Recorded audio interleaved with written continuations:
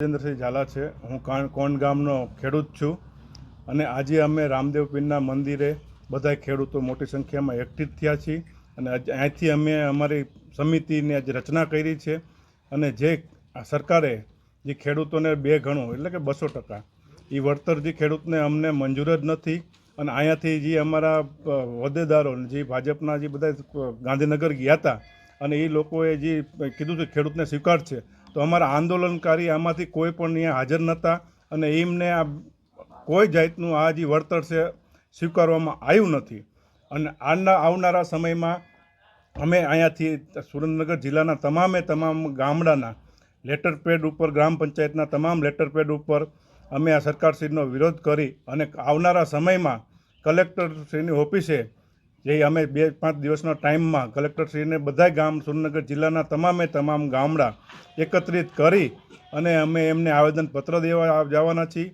કે તમે જે સરકારશ્રીએ જે નવો જાહેર કર્યો છે હુકમ એ અમને બિલકુલ માન્ય નથી અને અમે એનો સંપૂર્ણપણે બહિષ્કાર કરીએ છીએ।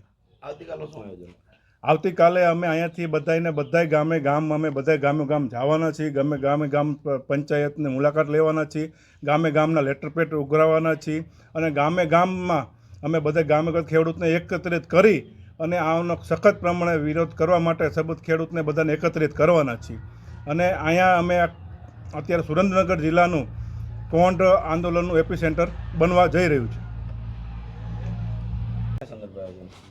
આ પ્રેસ કોન્ફરન્સ જે આયોજન છે તે જે ગુજરાત સરકારનું 4/7/2026 જે આપેલું છે તે 200% તે અમારા ખેડૂતને કોઈને પણ આ મંજૂર નથી અને અમારી તો એક જ માગણી છે કે અમને 400% ઓલામાં અને કોરિડોરમાં 200% મંજૂર 260% મંજૂર થાય ને તો જ અમને માન્ય છે, નકર અમને આ સરકારનો લોલીપોપ માન્ય છે નહીં। આ લડત ક્યાં સુધી ચાલુ રહેશે? આ લડત જ્યાં લગી અમારા પ્રશ્નોનું સમાધાન નહીં થાય ત્યાં લગી ચાલુ રહેશે।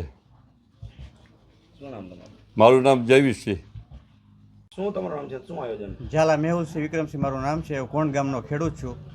આજે અમે પ્રેસ કોન્ફરન્સ બોલાવવાનું કારણ એ છે કે બધા ખેડૂત જે થાંભલા વત્તા તારના જે બધા ભેગા થયા છીએ કે ભાઈ સરકારને અમે અહીંથી આહવાન કરીએ છીએ કે અમે અમારું આંદોલન અહીંથી કન્ટિન્યુ રાખીએ છીએ અને જે ભાજપના અગ્રણીઓ ગાંધીનગર જઈને જે સમર્થન આપી આવ્યા છે કે 2 ગણું વળતર અમને મંજૂર છે, જે અમને અમાન્ય છે અથવા મંજૂર નથી, એટલે અમે અહીં બધાએ મિટિંગ કરીને જાહેર કરેલ છે અને અમારી કમિટીની રજૂઆત અને સ્થાપના કરેલ છે। અહીંથી જે લોકો ગાંધીનગર ગયા તેમાં તમારા કોઈ ખેડૂતો હતા કે કેમ? ના, ખેડૂતોમાં જેને અમારે લડતમાં છે એમાંથી કોઈ ખેડૂત અથવા ખાતેદાર કોઈ હાજર એમાં નહોતા, એ લોકો ભાજપના અગ્રણી અથવા આગેવાનો હતા। સરકારે નવો પરિપત્ર બહાર પાડ્યો, એમાં તમને ક્યાં અસંતુષ્ટ છે? સરકારે જે 2 ગણું વળતર જાહેર કર્યું છે 200%, એ અમને અમાન્ય છે। 400% વળતર થાંભલાનું અને 260% વળતર તારનું જ્યાં સુધી અમને મંજૂરી નહીં મળે ત્યાં સુધી અમારું આંદોલન કન્ટિન્યુ રહેશે। નવી એમઆરસી કમિટીની પણ રચના કરવામાં આવી છે, તમારા ગામમાંથી મંજૂર કરવામાં આવશે કે નહીં? ના, અમારા ગામમાંથી હજી કોઈ બોલાવવામાં આવેલ નથી, પણ બોલાવવામાં આવશે, તમે જવાના નથી।